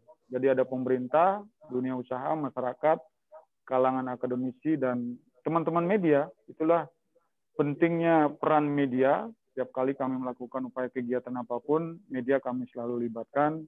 Apalagi di BPBD, unsur kebencanaan, kita sudah membangun yang disebut dengan WAPENA, Wartawan Peduli Bencana, harapannya untuk lebih mengoptimalkan peran edukasi, sosialisasi, dan diseminasi informasi kepada masyarakat. Mbak Ayu, saya pikir dibuka kesempatan tanya jawab deh. Banyak di chatbox yang mengangkat tangan. Ya, sebenarnya saya sudah membuka secara tidak langsung, dipersilakan bisa lewat chat maupun lewat langsung. Silakan kalau ada yang ingin bertanya, berpendapat, monggo saja. Saya terbuka untuk itu sampai jam 5 nanti ya. Kita masih punya. Jadi memang pengurangan risiko bencana ini memang pemilu ini, pilkada serentak ini memang pentahelik ya Pak Rentin, kayaknya memang harus dimaksimalkan, terutama untuk media sendiri agar bisa lebih maksimal memberikan informasi yang sebenar-benarnya untuk menandingi infodemi tadi dari Mbak Amanda, hoak-hoak yang nggak jelas itu deh. Ya, monggo kalau ada yang mau bertanya silahkan. Mungkin pilkada ini juga bisa membuat perekonomian juga berjalan, Pak Rentin, Pak Lidartawan, dan Mbak Amanda, termasuk Pak Ketut ya, bahwa pengadaan alat peraga diganti menjadi masker, hand sanitizer, kemudian face shield itu kan juga bagian dari bisa memutar ekonomi yang lumayan sekarang ini agak berhenti ya. Itu juga bisa bagian dari menolong agar tidak stuck. Silakan Ya, ada yang bertanya. Halo, ya? Ya Bu Ayu, menunggu yang tadi, ya benar bahwa salah satu pertimbangan pemerintah untuk tetap melaksanakan pilkada adalah yaitu tadi ekonomi ya, minimal menggerakkan perekonomian. Bu Ayu, itu dari Pak Asta Soma Bawaslu Badung di chatroom mungkin. Oh, gini ya. Beliau untuk penyelenggara pilkada demokratis sehat, ini dari Pak Asta Soma Bawaslu Badung. Terima kasih di chatnya agar beliau lebih banyak mengajak ini, agar semua pihak saling bahu-membahu untuk mentaati protokol kesehatan, dan ini menjadi tantangan bagi penyelenggara pemilu, stakeholder terkait untuk memastikan implementasi prokes COVID-19 betul-betul ditaati, bukan hanya retorika, sehingga penyelenggara Pilkada serentak 2020 bukan menjadi klaster baru penyebaran COVID-19. Kemudian beliau juga menambahkan agar APK yang sudah disepakati dan ditetapkan KPU itu yang bisa diarahkan ke APD, ya memang sudah terlambat. Tapi pasangan calon kan masih bisa untuk di masa kampanye ini menyelenggarakan bahan kampanye yang bisa disiapkan berupa APD ke masyarakat. Sehingga APK bisa diarahkan ke APD diganti menjadi bahan kampanye.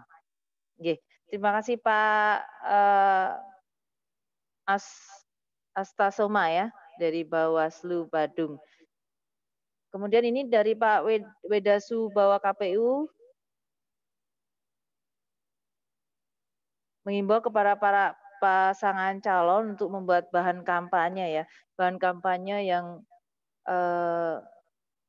lebih kepada tadi masker, kemudian hand sanitizer, face shield, agar tetap bisa mengingatkan kita semua bahwa semua bisa terancam atau terkena COVID-19 jika tidak melaksanakan protokol kesehatan. Jadi semua itu juga rentan, apalagi mengingat tadi yang paling rentan adalah kelompok balita, lansia, dan yang memiliki riwayat penyakit. Ada yang ingin bertanya? Monggo silakan. Dibuka kesempatan. Sampai jam 5 kita bisa berdiskusi. Bu Ayu, kami dari Bawaslu Buleleng, Ibu. Oh, silakan Pak Putu Sugi Ardana, nggih. Ya, silakan dari Pak dari Buleleng, Bawaslu Buleleng. Ya. Terima kasih Bu Ayu. Nggih. Sudah kami berkesempatan hadir dalam kegiatan webinar ini.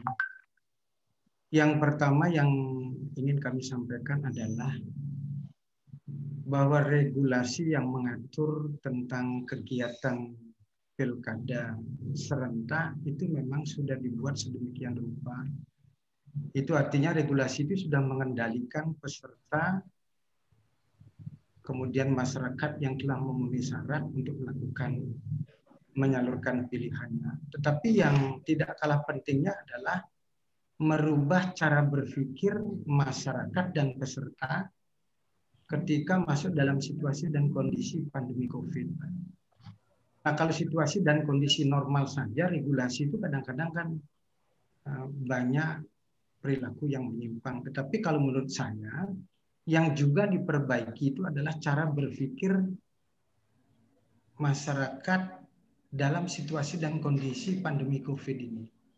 Nah, kalau tadi disebutkan masih banyak anggaran untuk sosialisasi, barangkali yang perlu disampaikan itu adalah bagaimana cara yang harus dilakukan oleh masyarakat dalam menghadapi situasi dan kondisi pandemi COVID ini ketika akan menyalurkan hak pilihnya atau ketika akan melakukan kampanye. Itu yang diedukasi. Nah, kalau kita berbicara regulasi itu kan mengendalikan warga negara atau mengendalikan perilaku. Tetapi yang kadang-kadang tidak ditaati itu adalah mereka lupa akan regulasi, tetapi yang menjadi keinginan dan target bahwa saya berkeinginan untuk lebih daripada yang lain. Nah, yang ingin saya katakan adalah kalau ingin merubah atau mengganti alat peraga kampanye menjadi alat pelindung diri, itu kan memang sudah diatur sedemikian rupa. Jika kemudian ada peserta yang mempersoalkan itu agar supaya penyelenggara itu tidak menjadi masalah. Kemudian yang kedua, kita tidak akan pernah mengatakan bahwa dalam proses pungut hitung nanti atau dalam proses kampanye saat ini, itu orang sering lupa akan dampak yang ditimbulkan dari pandemi COVID ini. Mereka lupa dan tidak sadar kalau physical dan social distancing ini mereka lupa. Itulah yang ingin saya katakan, bahwa kita harus menggarap mindset dan cara berpikir orang dalam situasi dan kondisi pandemi COVID. Jadi ada strategi barangkali yang bisa kita gunakan sebagai penyelenggara atau dari BPBD, cara menggarap bagaimana orang berpikir bahwa sekarang mereka berhadapan dengan situasi dan kondisi pandemi COVID-19. Ini yang akan berdampak kurang baik terhadap lingkungan. Itu barangkali Ibu Ayu, terima kasih. Iya, terima kasih Pak Putu. Jadi memang strategi ya, lebih kepada strategi bagaimana meyakinkan masyarakat dan mengubah pola pikir masyarakat bahwa pilkada kali ini itu memang masih rasa pandemi COVID-19, sehingga ya harus dipahami agar sama-sama saling mentaati protokol kesehatan. Terima kasih Pak Putu dari Bawaslu Buleleng. Jadi memang edukasi lebih penting. Oh, ini ada Mas Yahya Umar. Nah, ini media ini. Silakan Mas Yahya Umar untuk pertanyaan. Silakan. Monggo. Terima kasih Mbak Ayu. Saya mau tanya aja, pertama mungkin mau konfirmasi ke Pak Tut Sunadra ya. Walaupun beliau Bawaslu ini ada tadi saya dapat WA dari seorang teman, kebetulan dia itu ingin daftar menjadi pengawas TPS, Pak. Beliau mempertanyakan gini, apakah memang pengawas TPS itu hanya mendapat 1 kali rapid test saat akan dilantik? Nah, ini kan kekhawatirannya, kalau hanya 1 kali, kan masa bertes itu kan 14.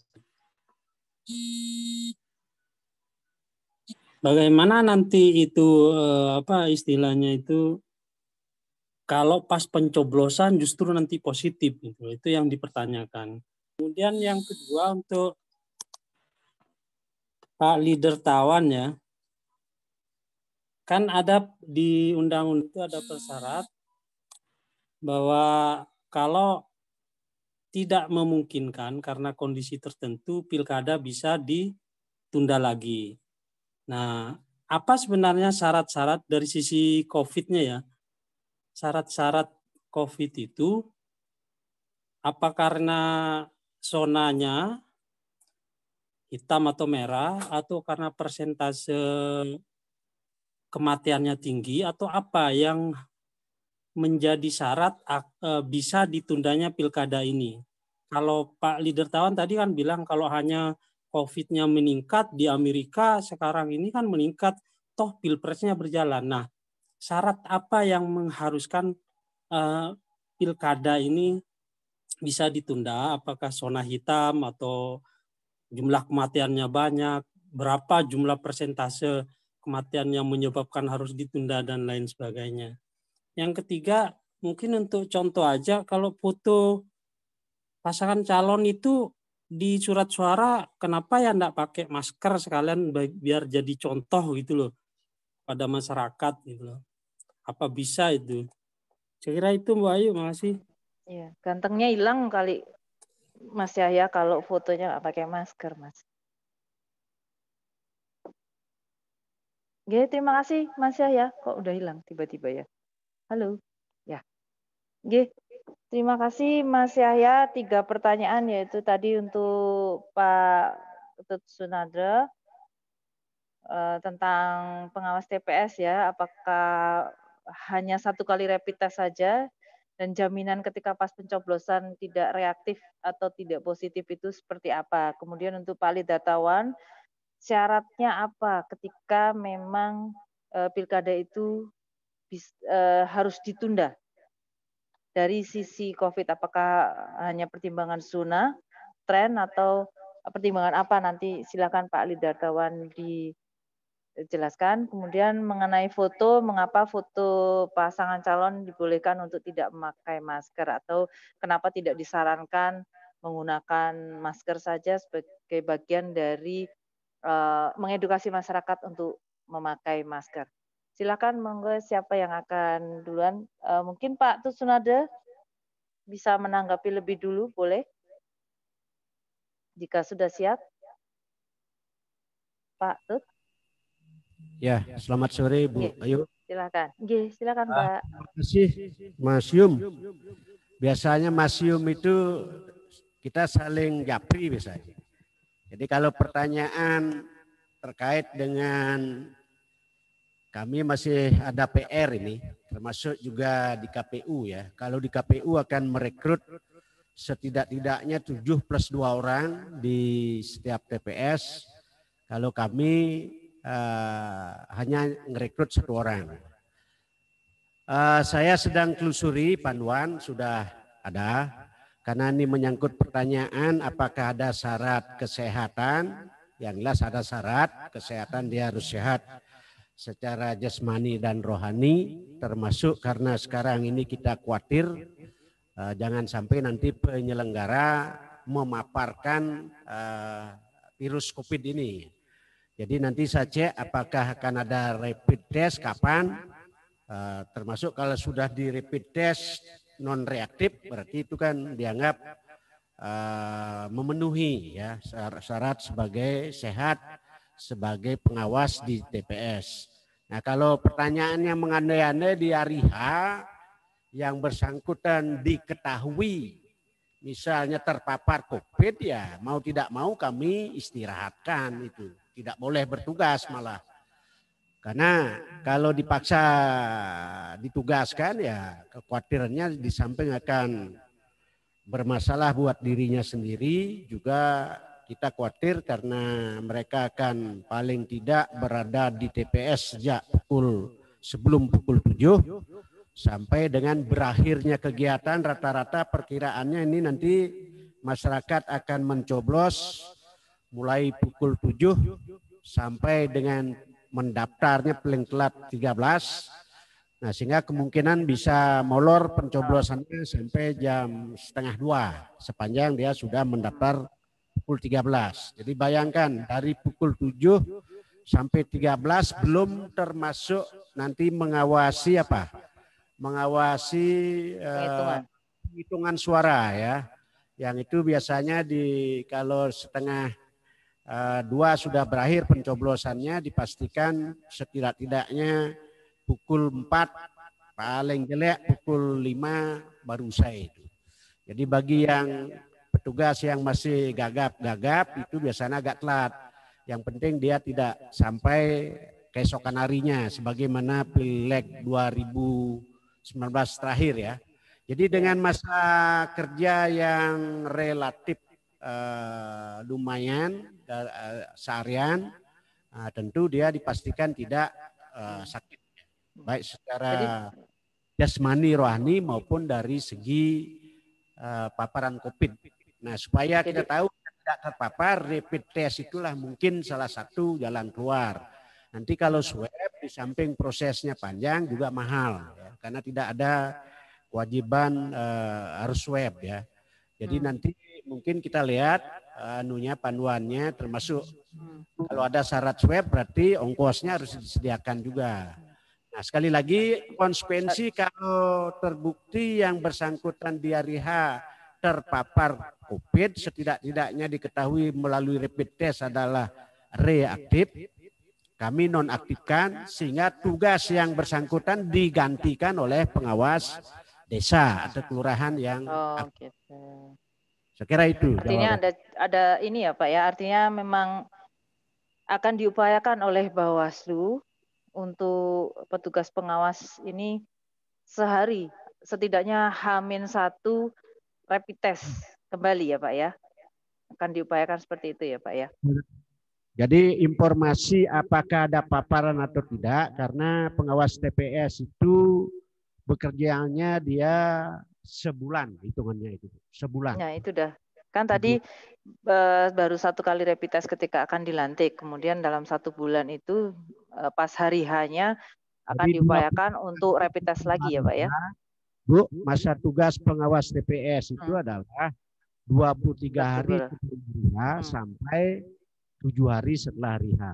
Ya, oke. 10 hari. Di sanalah nanti kita ketahui apakah pengawas TPS yang kita rekrut itu terpapar atau tidak. Terpapar atau tidak. Yang terpapar jauh-jauh hari ya bisa diganti. Diganti. Oke. Kalau mendadak H-1 kita beritahu kita cadangan. Pengawas yang mengawasi. Walaupun artinya memang tidak ada aturan baku bahwa H-1 setidaknya H-1 mereka H-1 ketika pemilu untuk rapid test. Kita tidak berandai-andai di sini. Ya, oke. Begitu Pak Yahya Umar, jawaban dari Pak Tutsunade. Apakah ada tanggapan? Monggo silakan. Kemudian mungkin sebelum menanggapi, biar sekalian aja, Pak Lidatawan silakan untuk tadi pertanyaan dari Mas Yahya Umar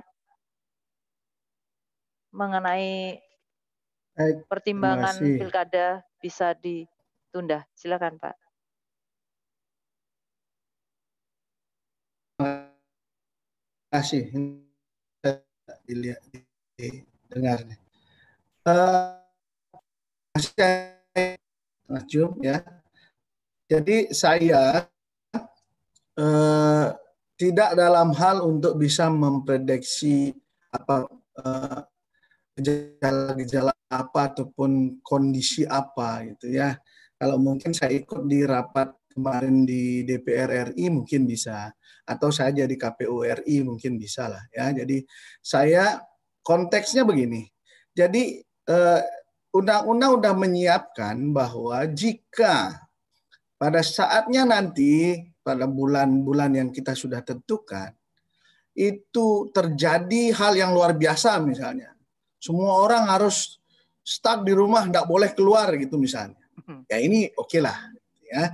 Tapi kalau halnya seperti ya ada peningkatan di suatu tempat, ini tentu tidak akan bisa untuk menyetop semuanya. Gitu. Dan ini tentu koordinasinya ya pasti gugus tugas, BPBD, pemerintah ini dulu yang sibuk ini ya. Barulah nanti bertiga antara DPR, pemerintah dan KPU baru menentukan langkah. Jadi tidak bisa semena-mena kita bayangkan sekarang gitu loh. Saya juga nggak bisa membayangkan yang kayak gimana. Tetapi di Perpu itu sudah memberikan kewenangan kepada KPU. Kewenangan itu dimiliki oleh orang yang lembaga yang kalau kabupaten kota itu yang menentukan gubernur. Loh, apa hubungannya gubernur menentukan dilanjutkan atau ditunda, ya kan? Nah, ini tidak ada hubungannya, maka itu di dalam regulasi itu dibuat seperti itu supaya yang berhak lah yang menunda itu diberikanlah kewenangan KPU dengan berkoordinasi. Apa? Saya nggak bisa lakukan, saya nggak bisa prediksi sekarang ini. Ya, mungkin saja kalau semuanya sudah tidak boleh keluar, gitu, ya kan? Pasti tidak terjadi pemilu itu, ya. Ya, syarat-syarat itu ya pemerintah yang tahu. Ya, maka itu janganlah sampai terjadi itu. Mulai sekarang bikin pilkada itu jadi pilnya COVID-19. Jadi dibayang oleh teman yang lain. Itu yang kedua, mengenai foto gitu misalnya. Ya jelas lah kalau fotonya ditutup terus gimana orang memilih. Ya kan? Siapa yang dia kenal gitu kan, padahal di balihonya itu dia terbuka. Dan saya pun dengan mungkin Ayu, kalau Ayu sekarang jalan di luar ketemu saya di supermarket dengan masker pasti nggak tahu Ayu, apalagi ini, apalagi Mas Jum gitu misalnya ketutupan semua, ya pasti nggak bisa lah kita ini. Jadi tentu itu bukan di situ ranahnya kita atau dorong masyarakat, tetapi ranahnya ya mungkin disosialisasi, melakukan kampanye, mereka menggunakan masker, tetap menggunakan APD gitulah. Dan itu yang di situ pendidikannya. Ya. Jadi dan tidak ada yang menjamin juga penyelenggara itu totalitas itu akan bebas dari COVID. Tetapi kita sudah melakukan screening sebelum mereka bekerja. Karena habis screening itu besok ke pasar kena yang kita nggak tahu. Masa setiap saat akhirnya kita harus melakukan rapid. Harusnya kan setiap detik berarti lakukan rapid. Begitu keluar rumah di rapid dulu, sehingga kita ini. Jadi Mas Jum, ya. Dan saya kira biaya kalau ada misalnya biayanya sama itu dengan rapid dengan swab, saya pastikan seluruh penyelenggara saya harus di swab. Dan tidak ada yang boleh luput dari swab kalau biayanya sama. Ini biayanya jauh sekali, jadi nggak bisa dilakukan. Sepertinya memang cocok Pak Lidartawan menjadi KPU pas pilkada masa pandemi ini. Galaknya keluar ya Pak ya, harus ya Pak. Nah ini mungkin ada pertanyaan lagi Pak. Sebentar Pak Lidartawan, ini ada pertanyaan dari Tiolina Marpaung.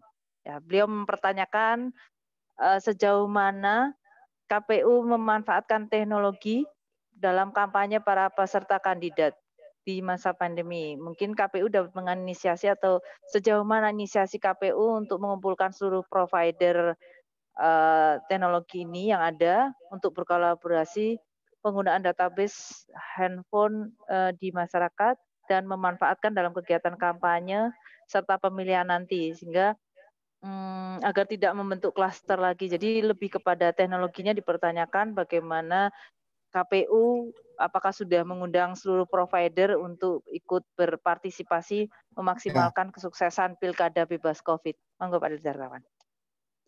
Ya, jadi kalau kita itu sudah lakukan, ya kalau itu sudah kita lakukan dari awal, ya seluruh teknologi sudah kita lakukan, provider juga, ya.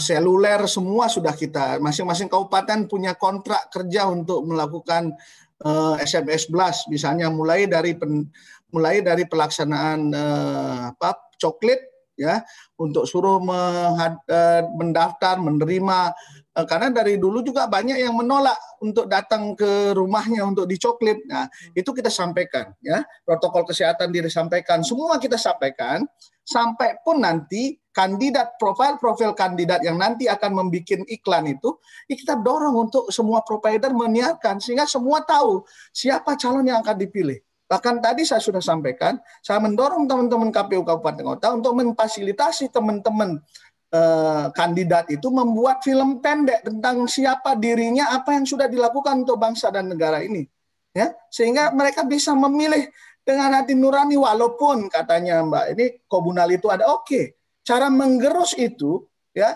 supaya tidak ada maklar-maklar politik adalah mendekatkan para kandidat itu dengan yang memilih. Ini salah satu cara efektif untuk pendidikan politik kita. Kalau pemilih dengan yang dipilihnya jauh terus dan masih ada maklar-maklar di tengah ini, maklar-maklar ini yang menyelewengkan keinginan masyarakat yang ingin calonnya bersih, yang ditutup-tutupi oleh maklar-maklarnya ini. Ya, jadi seperti itu. Kita sudah lakukan itu semua, ya. Bahkan seluruh daya upaya kita, ya, seluruh channel-channel YouTube kita sudah kita link dengan teman-teman media juga kita undang untuk membantu proses ini. Kita harus bersinergi dengan semua pihak. Karena tanpa itu, karena ini sumber daya keuangan dan segalanya ini manusia juga ini dioptimalkan betul di saat pandemi ini. Karena tanpa itu pasti pilkada ini tidak akan sukses. Ya, oke. Terima kasih Pak Lidartawan. Saya kira cukup ya Pak ya untuk perbincangan kita sore ini karena sudah mau menjelang jam 17 WITA. Seperti janji saya tadi, perbincangan sore ini mungkin mulai dari jam 15 sampai jam 17. Nah, ini sudah mendekati jam 17. Saya kira saya sudah tutup untuk pertanyaan, sehingga kalau ada pertanyaan lanjutan silakan bisa di chat saja sesegera mungkin. Jadi nanti bisa saya sampaikan Japri, mungkin nanti di media sosial dari BPBD, mungkin dari KPU bisa memaksimalkan untuk menjawabnya terkait dengan topik pembicaraan kita sore ini. Mungkin untuk mengakhiri, saya akan menyimpulkan sedikit bahwa pengurangan risiko bencana di Pilkada serentak Bali menuju bebas COVID memang harus disiapkan oleh seluruhnya, termasuk juga pemilih itu sendiri yang harus bertanggung jawab terhadap dirinya sendiri ketika nanti dia berpartisipasi di TPS. Mama, bisa pinjam? Iya. Kemudian bahwa pengurangan risiko bencana yang untuk pilkada ini KPU, Bawaslu, dan seluruh stakeholder termasuk juga BPPD sudah memaksimalkan teknologi, kesehatan, serta termasuk kearifan lokal sehingga risiko, ancaman, serta kapasitasnya bisa semakin dipahami dan ditingkatkan untuk menuju pilkada Bali bebas COVID. Sehingga tidak ada lagi kekhawatiran akan adanya klaster baru pilkada. Dan pilkada serentak 6 kabupaten semoga bisa membuat ekonomi juga berputar sesuai dengan keinginan mengapa pilkada tetap dilaksanakan di bulan Desember. Kita semua juga tetap harus disiplin melakukan peraturan kesehatan terutama, yaitu 3M, menggunakan masker, mencuci tangan dengan sabun, menjaga jarak, termasuk juga menghindari kerumunan, dan masing-masing bertanggung jawab atas kesehatannya. Jadi tidak hanya tugas KPU, tugas Bawaslu maupun tugas BPPD untuk mengurangi atau menurunkan tren COVID ini, tapi ini menjadi tanggung jawab bersama. Oke, semoga Pilkada Bali bebas COVID dapat kita jalankan dan kita sehingga dapat lolos ujian sesuai tadi yang dibilang oleh Mbak Amanda. Dan pilkada kali ini menjadi tren baru atau kebiasaan baru menuju kenormalan baru. Terima kasih Pak Rentin, terima kasih Pak Lidartawan, terima kasih Mbak Amanda, terima kasih Pak Tut, kemudian Pak Putu, Mas Yum, dan Mbak Tiolina yang juga sudah berpartisipasi dalam perbincangan talkshow bulan pengurangan risiko bencana sore ini. Terima kasih semua yang sudah berpartisipasi dan bergabung sampai sore ini dari awal sampai selesai. Saya Ayu Sulistiawati. Salam sehat semuanya dan jangan lupa 3M. Menggunakan masker, mencuci tangan dengan sabun dan menjaga jarak. Terima kasih, selamat sore. Om Santi Santi Santi. Om. Terima kasih Bu Ayu, terima kasih. Terima kasih Amanda, semuanya. matur suksema. Yang suksema Pak Bapak. Ketua KPU, matur suksema dahat Pak Ketua. Ya, salam sehat semuanya. Semoga bermanfaat sore ini. Selamat tetap bekerja untuk KPU dan Bawaslu. Teman-teman sahabat KPU dan Bawaslu sareng sami selamat bertugas. Semoga lancar sareng sami di masing-masing daerah. Iya. Semua sareng sami. Pamit.